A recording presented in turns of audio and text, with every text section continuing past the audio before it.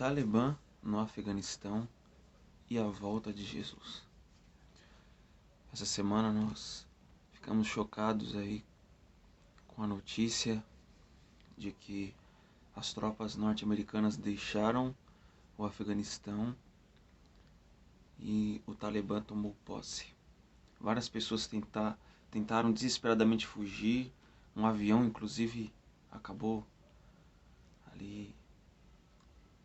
As pessoas caíram de um avião, se não me engano, e o desespero foi total. E mais uma das situações chocantes desse ano de 2021, né? Além das perdas que a pandemia nos trouxe, além das mortes por outros motivos que aconteceram, além da corrupção na política que tem aumentado cada vez mais, né? Além do sangue frio que as pessoas têm assassinando uns aos outros, além da mentira cada vez mais ser tratada como verdade e a verdade cada vez mais ser tratada como mentira, e além da frieza espiritual que tem tomado a igreja de modo geral. E uma pergunta que pode ficar no seu coração e às vezes pode ficar no meu coração: quando é que Jesus vai voltar? Porque parece que todas as catástrofes acontecem, aumentam de tamanho e Jesus nada. As coisas acontecem, o sofrimento espreme o nosso coração, nós vamos perdendo pessoa a pessoa e a vida ela vai se tornando um conjunto, a vida ela vai se tornando uma coleção de perdas e nada mais do que isso. Eu estava meditando alguns dias atrás sobre duas parábolas. Na realidade, uma eu meditei ontem e outra eu meditei hoje.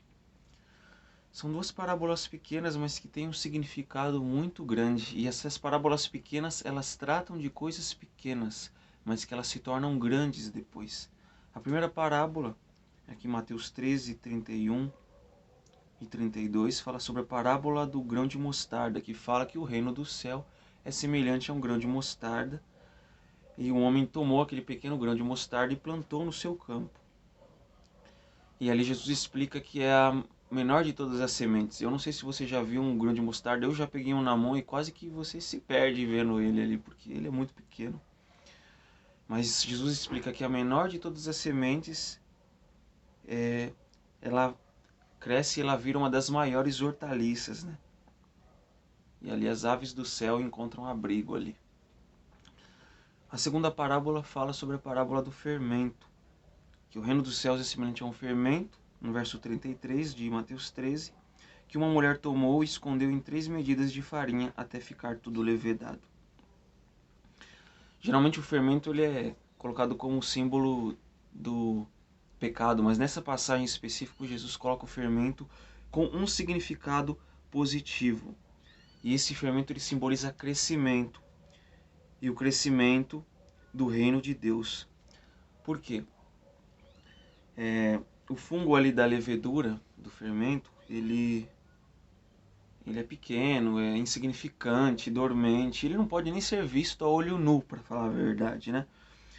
Só que quando a pessoa usa aquele fermento para fazer pão, aquele levedo ele tem um papel muito importante na hora de fazer pão. Então ali é um efeito ali muito significativo, um efeito muito grandioso. Sem esse fungo ali seria quase que impossível fazer pão. Então, e essa quantidade ali de farinha, essas 3 medidas de farinha, elas eram suficientes para fazer um pão para alimentar cerca de 100 pessoas. Então, como de algo pequeno se parte para algo grande. Então, o que essas duas parábolas elas indicam? Elas falam sobre o reino de Deus. Elas começam falando: o reino de Deus é semelhante a algo. E aqui essas duas parábolas elas mostram que o reino de Deus ele começa aparentemente pequeno, insignificante, mas que depois ele se torna algo grandioso e glorioso. Assim como o grão de mostarda ele se torna uma grande hortaliça que aves encontram abrigo, e o fermento ali, aquele fungo que está presente no fermento, aquelas 3 pequenas medidas de fermento se tornam um pão para alimentar 100 pessoas, o reino de Deus ele parece dormente. O reino de Deus muitas vezes ele parece insignificante. Mas os resultados dele são gloriosos, são grandiosos. E o reino de Deus está em crescimento, mesmo que você não possa ver. Quando você planta uma semente, você não consegue acompanhar passo a passo do crescimento. Você vai regando ali, quando você menos percebe, surge um broto. Quando você menos percebe, aquilo se torna uma árvore média, depois uma árvore grande.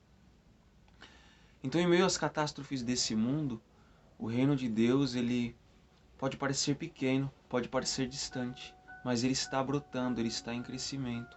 E quando ele crescer, ele vai tomar toda a terra, como aquela pedra da profecia de Daniel, que é uma rocha que bate no pé da estátua e toma toda a terra. Quando Cristo nasceu, o reino de Deus ele parecia pequeno. Um bebê de Belém, filho de família pobre, movimentou o mundo com o evangelho, com os resultados da sua missão. Apenas um bebê, apenas uma manjedoura, tomou proporções grandiosas e hoje nós temos o cristianismo, um dos maiores movimentos religiosos do mundo. E assim, o reino de Deus parece estar distante para você quando você perde um ente querido. O reino de Deus parece estar distante para você quando você vê catástrofes como essa, quando você vê a corrupção, quando você vê a verdade ali tratada como mentira e a mentira tratada como verdade. Mas na realidade é que o reino de Deus ele começa insignificante, mas ele se torna glorioso. Então não perca a fé. Não perca a fé. Continue acreditando de que o reino de Deus está brotando.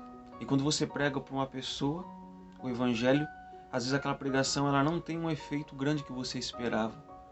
Porque o reino de Deus ele começa pequeno no coração de uma pessoa. Mas você não vê aquilo germinando. E talvez anos depois, aquela pequena pregação que você fez, você percebe que teve a sua colaboração. E aquilo brota no coração da pessoa.